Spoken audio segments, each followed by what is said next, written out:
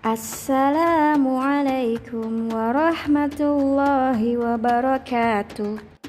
Bagaimana kabar kalian? Semoga Allah senantiasa melindungi kita dari segala macam keburukan, dan semoga Allah Subhanahu wa Ta'ala meneguhkan hati kita di atas agamanya.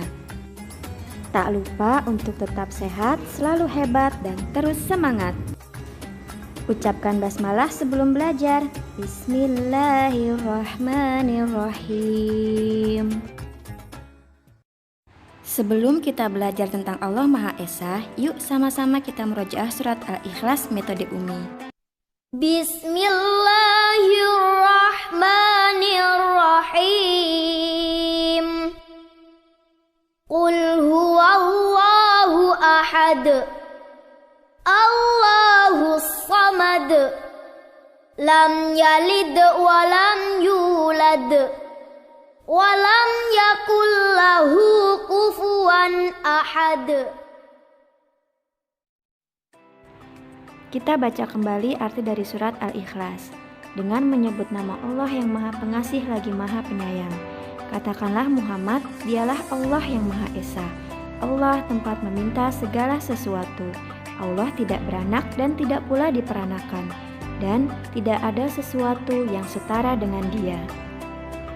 Al-Quran Surat Al-Ikhlas ayat 1-4 menegaskan sifat Allah bahwa Allah Maha Esa.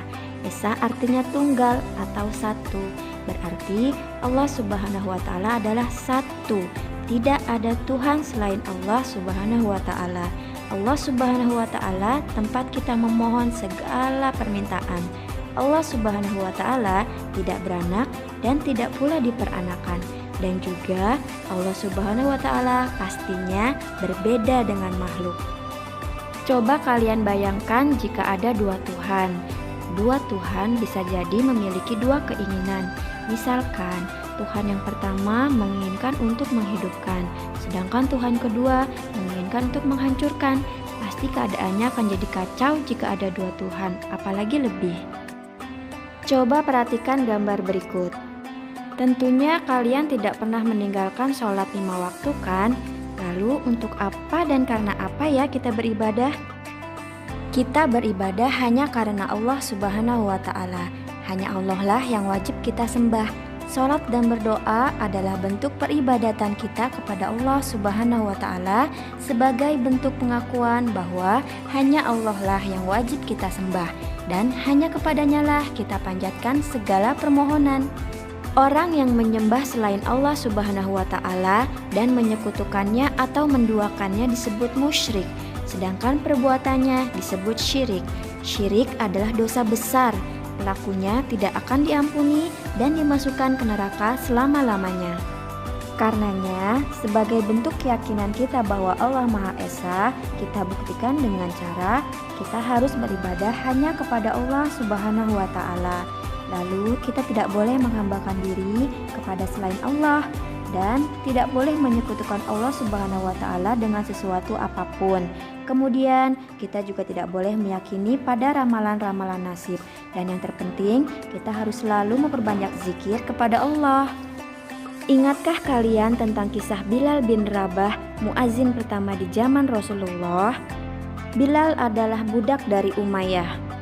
Umayyah yang kafir selalu menyiksa Bilal karena mengetahui keislaman Bilal.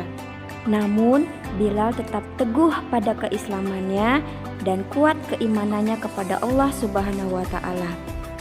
Bahkan saat disiksa pun oleh Umayyah, Bilal tetap menyebutkan ahad, artinya satu.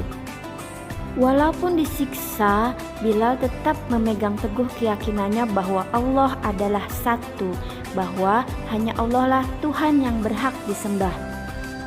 Bilal mencontohkan kepada kita untuk berpegang teguh pada keyakinan kita bahwa Allah adalah satu. Seperti itu juga seharusnya kita bersikap. Kita harus memegang teguh keyakinan kita bahwa Allah adalah satu, Allah Maha Esa. Selanjutnya kita akan mengenal sifat Allah Maha Pemberi atau disebut Al-Wahhab.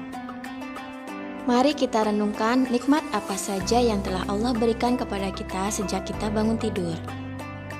Kita masih diberikan kehidupan oleh Allah sampai hari ini, dikaruniai banyak makanan dan minuman, tubuh yang sehat, kebahagiaan, kedamaian serta keamanan untuk menjalankan ibadah. Dan banyak lagi nikmat lainnya dari Allah yang tidak bisa kita hitung.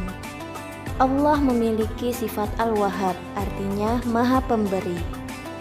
Allah Subhanahu wa Ta'ala memberikan karunia kepada semua makhluknya tanpa pilih kasih. Allah memberi tanpa pamrih, tidak mengharap imbalan. Allah Subhanahu wa Ta'ala juga memberi kepada semua makhluknya tanpa diminta dan tanpa merasa bosan. Dia memberi kapanpun dimanapun tanpa batas waktu. Allah akan terus memberi dan akan tetap memberi. Pastinya Allah memberikan yang terbaik bagi semua makhluknya. Bukti pengakuan kita bahwa kita meyakini Allah adalah Maha Pemberi dapat dilakukan dengan cara antara lain suka memberikan sesuatu kepada orang lain, memberi kepada orang lain tanpa diminta, memberikan sesuatu kepada orang lain dengan ikhlas, dan berusaha memberikan sesuatu kepada orang lain sesuai dengan kemampuan kita. Demikian pembelajaran kita kali ini. Semoga dengan meyakini Allah Maha Esa, kita akan senantiasa mengesahkan Allah dengan meniatkan segala ibadah dan amal kebaikan hanya karena dan untuk Allah Subhanahu wa Ta'ala. Dan dengan meyakini bahwa Allah Maha Pemberi, semoga kita semua termasuk ke dalam hamba yang senantiasa bersyukur atas segala nikmat dan karunia yang telah diberikan Allah Subhanahu wa Ta'ala, dan juga kita mampu mengamalkan sikap mau berbagi kepada sesama. Kita akhiri dengan hamdalah, alhamdulillahirabbil alamin. Assalamualaikum warahmatullahi wabarakatuh.